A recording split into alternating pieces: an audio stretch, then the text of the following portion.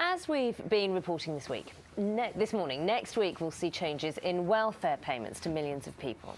Yes, although they've been known about for some time, there's still a lot of confusion and concern among those who will be affected. Paul Lewis of R4's Moneybox is here. And Paul, I know you've been sort of trying to get your head round how it will affect people, but it's now, isn't it? I mean, this is the time when it's going to kick in. They start next week, and I think some people still don't know how it's going to affect them. And take the cuts, for example, in council tax, help with council tax benefit, moving to local authorities. It's going to save over £400 million, and people want to know, well, how much less will I get? And if I will get less help with my council tax, how am I going to find the average £138, £240 in some cases, that they're going to have to find to pay their tax? Now, I should say this doesn't affect people in Scotland, Wales, where the government has said it will bear the cost of the cut. Northern Ireland, of course, don't pay council tax. But in 326 English councils, every one of them is making its own decision about how it will introduce this change. And in almost all of them, they will insist that everyone of working age, I stress people over pension age, 61.5-ish, won't be affected. People of working age will have to pay some council tax, where in the past they paid none because of their low income. So it's going to be a huge change for people, and a lot of people are wondering how they're going to afford it. And a lot of councils are wondering, how are we going to collect what are quite small amounts of money of people who've got very little? So I think that is causing a lot of worries.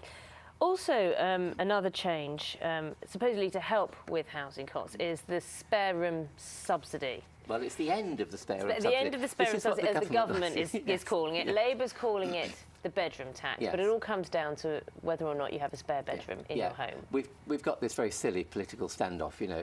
You probably don't remember the poll tax and the community charge, but it's just like that. The bedroom tax is for opponents. The spare room subsidy, which is the opposite of a tax, is what the government likes to call it. I prefer to call it the under-occupation charge, because it's a charge on your benefit if you under-occupy your property, and that's a phrase that the minister responsible has also used.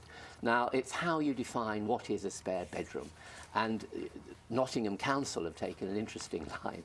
They've said, OK, you say it's not a bedroom tax, well, then that isn't a bedroom, and they're redefining high-rise flats with 2 bedrooms as one-bedroom properties, and they can do that. And the tenants will not have to be subject to this under-occupation. So they say the second room, which was formerly called a bedroom. They don't have to say anything. They just have to say that is a one-bedroom flat. And they justify it by saying, well, we wouldn't put a family with children in there anyway because it's high-rise. And we won't put them in high-rise property.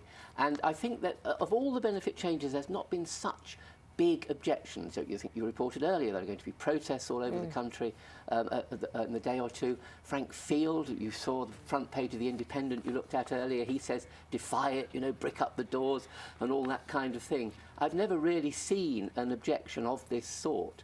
And it is going to mean an extra £15 a week for the people who are affected that they have to pay. Yeah, sorry, Paul. And just a last thought on disability benefits, because that's the other big area, isn't it? It is, yes. And disability living allowance is being changed, something called personal independence payment. And like all these changes, it will save money, £2.25 billion over 3 years. And the important thing people say to me here is, when is it going to affect me? I had a lifetime award, but I'm going to have it reduced. And the timetable is April for new claims in the north of England, June for new claims the rest of the UK, October if your circumstances change, but if you've got a lifetime award, 2015, you needn't worry till 2015. But that is also causing, and of course disabled people, some will suffer all 3 of these cuts, some will suffer 6 or 7 benefit changes. I know you're going to be looking at this in more detail later in the programme. Yes, after 8, so people can tweet me, email the programme, tweet the programme, let us know what your thoughts are. And you'll find some answers. Well, yes, and of course some people think these are all good. I mean, the government has very clear arguments about why these should happen. So OK, well, we'll leave it there for now. Thank you. OK. Time now, 6:42.